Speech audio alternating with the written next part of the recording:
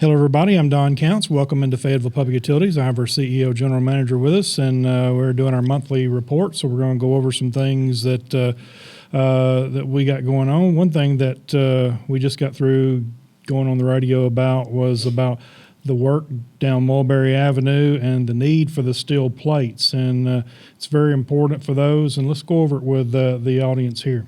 Well, what we do, it's like I was explaining earlier when we use the steel plates to cover up the ditches that we're cutting, because you're talking about ditches anywhere from 3 to 5 foot wide, 6 to 8 foot deep, and we have to plate it. Number one is because we got flowable fill in that ditch on top of gravel, so it is real soft and it takes time to cure.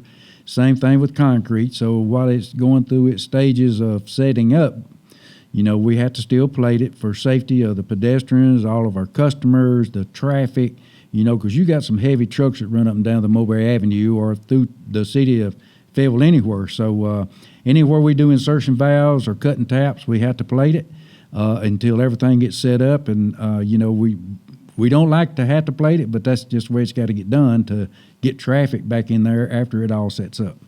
We do reports on what's going on down through there 2 or 3 times a week, and one thing that we want to do now is discuss the next few weeks of what we will see, not just Mulberry Avenue, but let's start with Mulberry Avenue. Okay, Mulberry Avenue, we're almost to the intersection of Washington Street and Mulberry Avenue.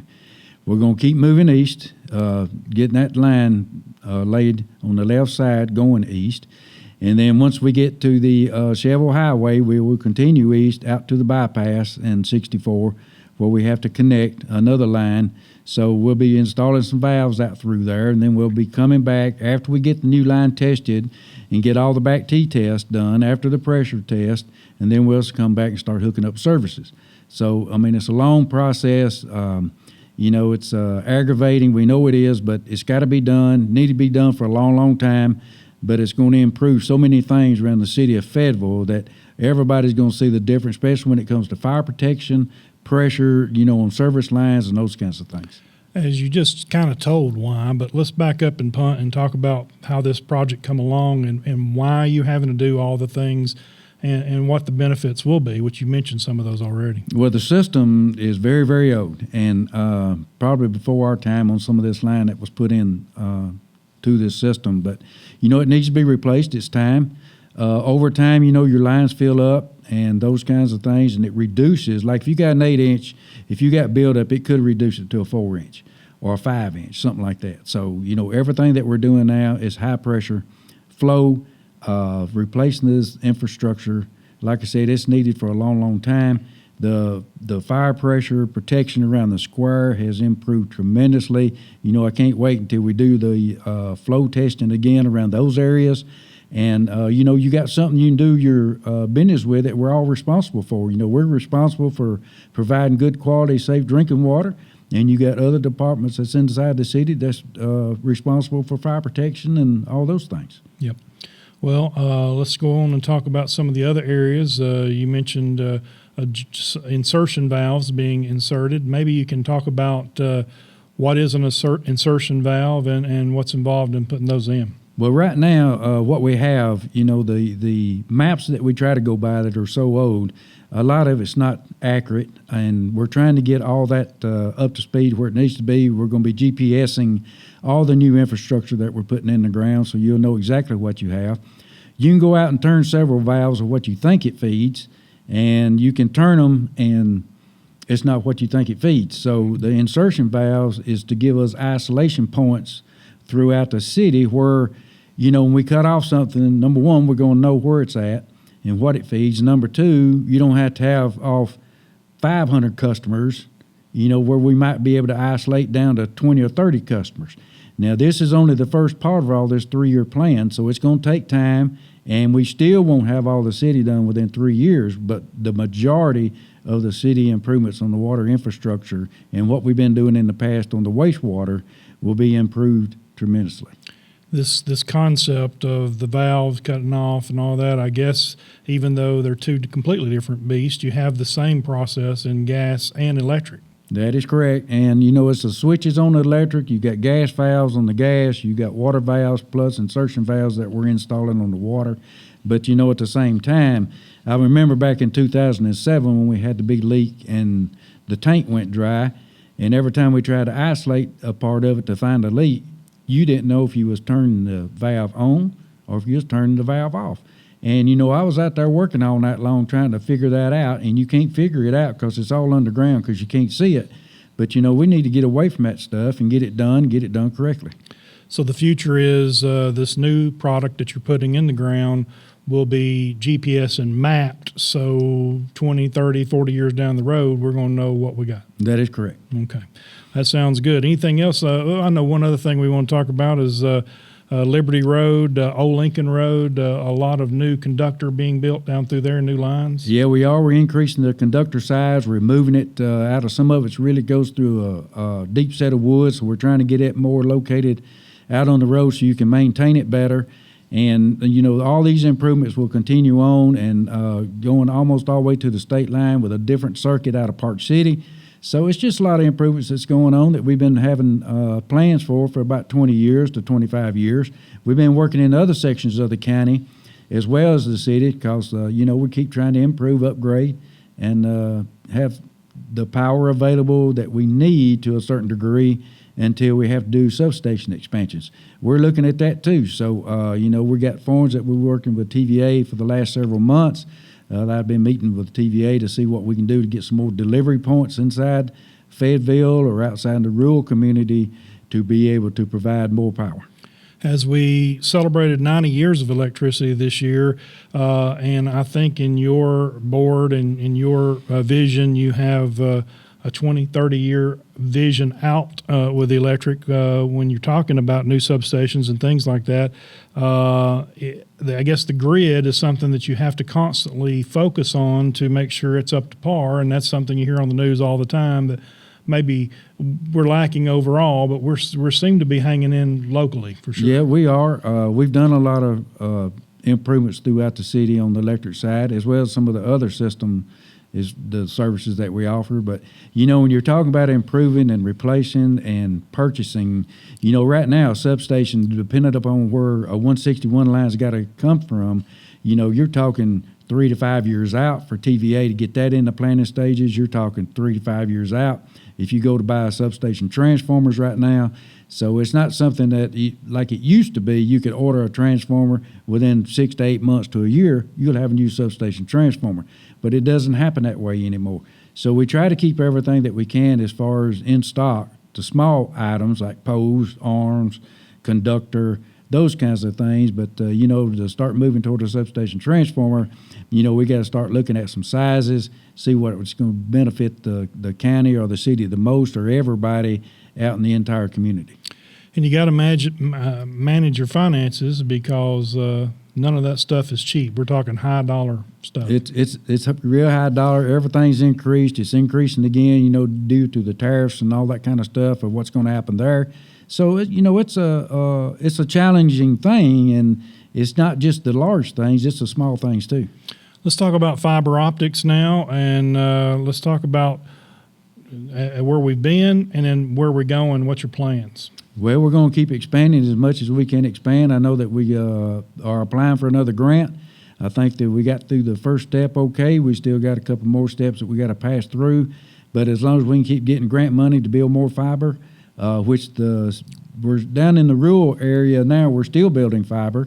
But also, we got the design done, getting ready to see what it's going to take to upgrade and replace the old coax plant that we started with back in 1999. It's inside the city. That was our first build going into the business.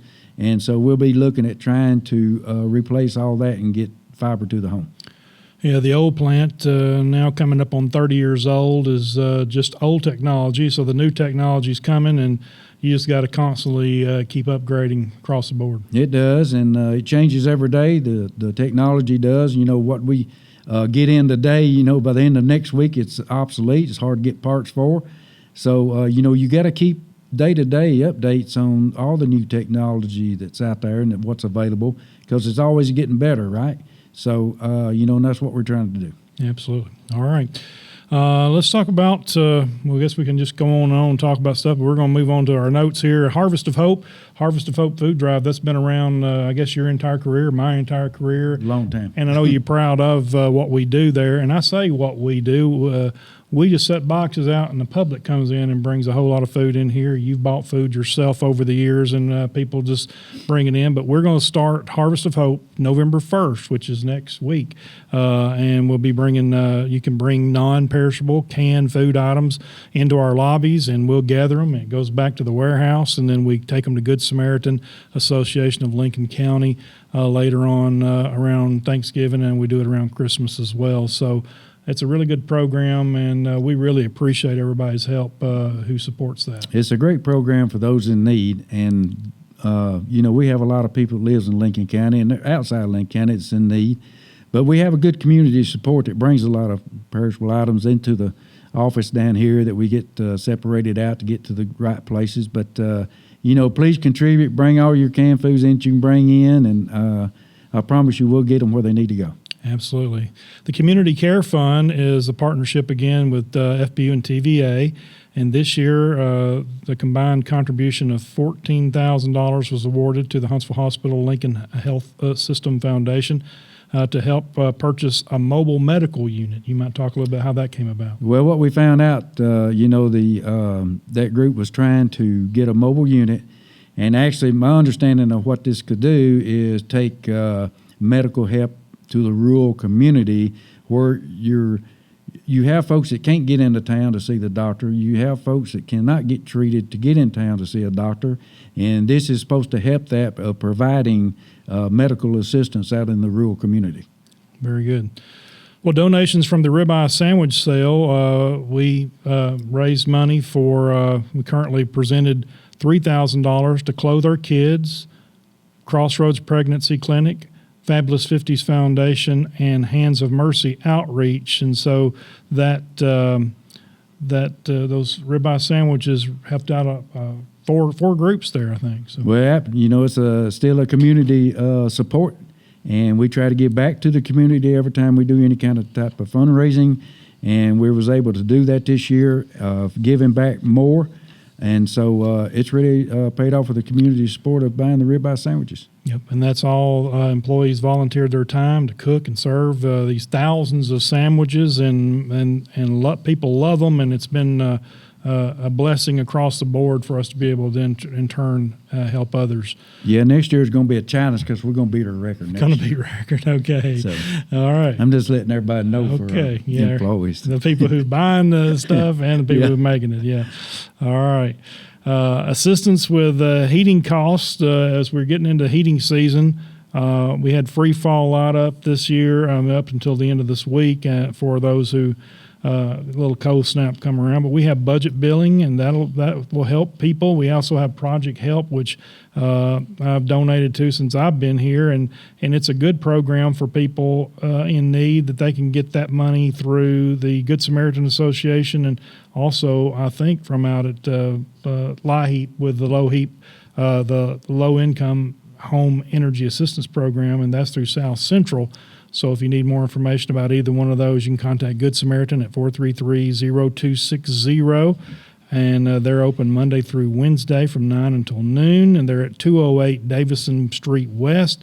And then if you need to contact South Central Human Resources about LIHEAP, their number is 433-7182. These are other programs that you manage to help people, because that's really what we're wanting to do, is just to help people when we can. Right, and the weather is starting to change. It's going to start getting a little cooler, and we try to help people out. I know I am aware that there are several customers that has a hard time, and don't wait till the last minute to decide to do something. If you got a bill due, please contact customer service. Let's work out something to make the payment. And we don't like cutting anybody off. But just come in, work something out, and we'll get you taken care of. That's right. You don't want to get behind, and it just gets harder and harder to get out of the hall.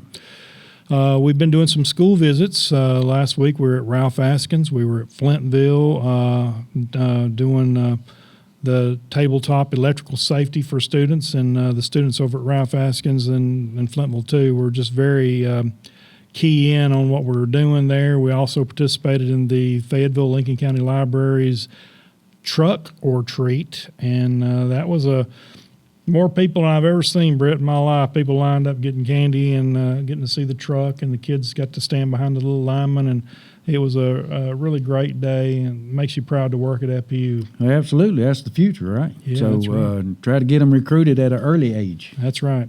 And they love the hard hats, man. Oh, I don't know how many thousands of those we give away, but we got to keep some more of them ordered. I know they love the hard hats, and we're also getting some little kids vest, little orange vest for safety. You know, we're going to start giving them out with the hard hats to show them, you know, safety is our number one priority here at work.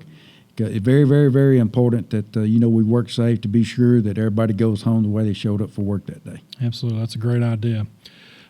Speaking of our future, our Student Utility Board, they had Natural Gas Day last week, and then this month we're be doing community customer service. Is that right? Okay.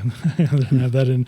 Anyway, so they learn a lot. We've been fortunate to have hired some of those, and we hope to hire some more in the future. Yes, we do, and we have hired 3, I believe it is, and you know, it's a really good career. It just depends on you know, what you want to do when you get out of school. That's right. And then you might mention what TAUD is, but we have a program over at the water plant with TAUD, and we've had some students take that twice. So yes, you know they're interested. The Tennessee Association of Utility Districts, and they focus on a lot of water, a lot of wastewater, and those kinds of things. You know, you got to have a lot of training to be a water or wastewater operator, and we got several good operators that's very well trained and certified and do a really good job at what they do. And you know, it takes a special kind of person to have the initiative to go in there and learn all that to be able to provide a good, safe service.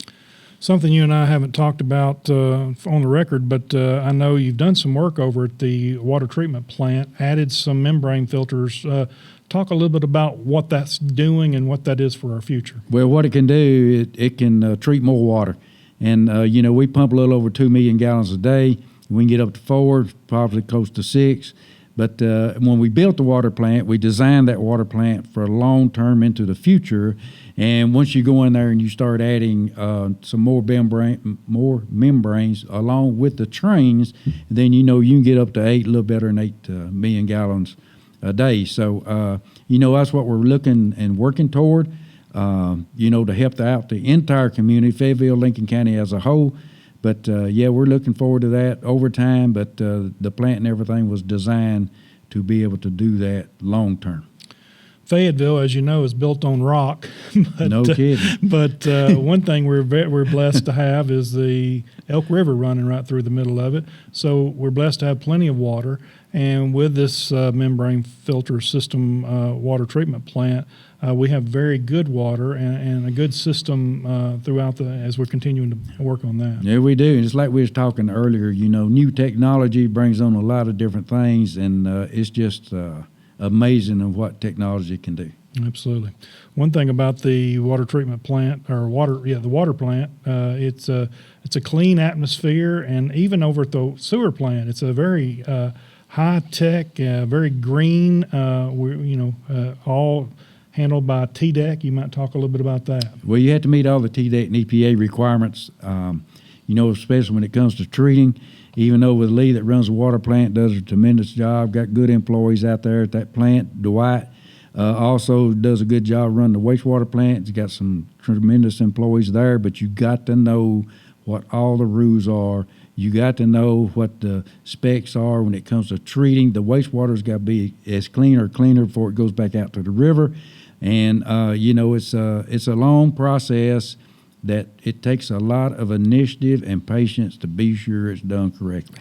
So many of the FPU utility processes taken for granted by a lot of people, including ourselves. When you think about everything that you've talked about runs 24 hours a day, including fiber, water, sewer, electric, gas. I mean, we've got to be available, and it's got to be running 24 hours a day. And so many things we just take totally for granted that you've got people around the clock available. We have people here 24 hours a day, and most people just probably don't think about it, you know. Well, you know, I'd sit here and talk about the system, but, you know, we got one of the best systems in the state of Tennessee, and that's for all services that we offer. especially the way we respond. Are we going to have outages? Yes. Are you going to have where you don't have water? Yes. But you have it so much. And it's like you said, we take it for granted, but you don't know how much you miss it until you don't have it. But once you don't have it, we are working on it, and we will get services back as quick as possible. But our main thing is to work safe, and if it takes a little bit longer to work safe to get it done, that's what we got to do. Let's talk about another thing that we've talked about many times before. Our employees are really true first responders, because if there's a house fire or a wreck, we're the first ones called, because, I don't know about the first ones, but we got to be there pretty quick because of the dangers associated with all of that. Yeah, and we try to get there before any other personnel get there, so we can try to be sure if we got something involved that we make it safe as we can for the first responders to respond. Yeah. But yes, we are there a lot of times like that. And utilities services are very, very important. And if you have a house fire like you were talking about, if we got gas, if we got electricity there, we try to make it as safe as we can so the others can do their job. Yeah, somebody's got to cut that stuff off, got to cut the gas off, got to cut the electric off, or the first responders there could get hurt, or very, very likely get hurt. And also, you have to cut the water off too. There's just so many things people don't think about, and we appreciate our employees being available to run, and you got to have people on call 24 hours a day for these kinds of things. And we're another thing we just take for granted, I guess. Yeah, and we have to be prepared to do that kind of work, and that's the reason we have our safety meetings every month that we go through to get all the proper training and all that's involved to be sure that we do our jobs as safe as possible. Right now, I think you've got every employee going through CPR training. That's finishing up this week, and that's another good thing, because I think a lot of our vehicles have the AED in it, so they're scattered throughout the county. And another very important thing, especially when we're spread out all over everywhere. And we are. We have helped a lot of our customers in several different situations. Right. Out there when we're out there working that we run up on, or somebody runs and needs some help, and those kinds of things. And we just try to be as prepared as we're more than just offering a utility service. Absolutely. We have Veterans Day coming up on November the 11th. We will be closed in honor of all of our veterans. And then in Thanksgiving, we'll be closed on the 27th and 28th of November. But again, we have our dispatchers here 24 hours a day. We appreciate them working when we're not here. And also, you can report an outage at 433-1522 if you have any questions. And also, the Smart Hub app is available to you. So we appreciate our customers, and we appreciate what our employees do as well to keep everybody running. Yes, we do. And, the holidays are coming, and it don't have to be the holidays. When you come up and you got Thanksgiving, be thankful for everything that we have, Christmas, those kinds of things. And several people out there that are struggling and has hard times. And, just be nice. I mean, it's easy to complain about something when it don't go your way or it's not the way you like it, but it could be worse. And just appreciate what you do have, because we're doing the best that we can do. Can we get better? Yes, we can, and we're working on that every day to get better. So, be happy. That's what I say. Just be happy what you got. That's right.